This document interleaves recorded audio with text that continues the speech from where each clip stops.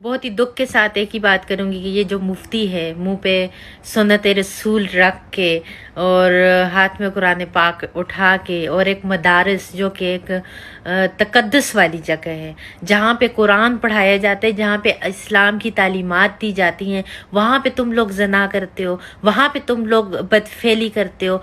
कौमी लूत का वो अजाब भूल गए हो कि जब पत्थरों की बारिश हुई थी, इसी वजह से हुई थी कि वो मर्दों के साथ बदफेली करते थे। आप लोगों को शर्म कर लेनी चाहिए। आप लोग इतने जानवरों से बदतर हो चुके हो, इतने असफल साफिलीन हो चुके हो।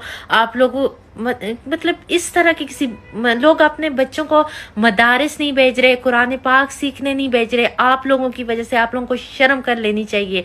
मैं तो यही कहूंगी कि ऐसे लोगों को इबरत का निशान बनाए ताकि उनमें हिम्मत ना हो और किसी और में ये हिम्मत ना हो कि मुंह पे सुन्नत रसूल रख के और ये जानवरों वाली हरकत करे। शर्म से डूब मरे आप लोग।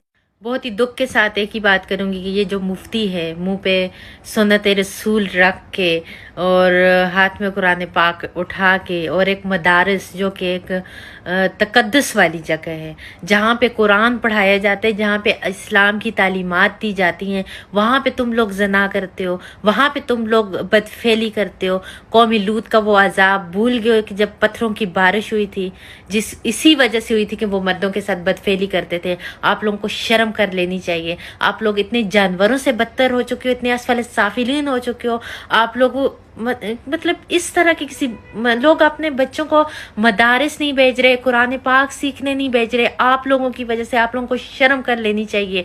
मैं तो यही कहूंगी कि ऐसे लोगों को इबरत का निशान बनाए ताकि उनमें हिम्मत ना हो और किसी और में ये हिम्मत ना हो कि मुंह पे सुन्नत रसूल रख के और ये जानवरों वाली हरकत करे।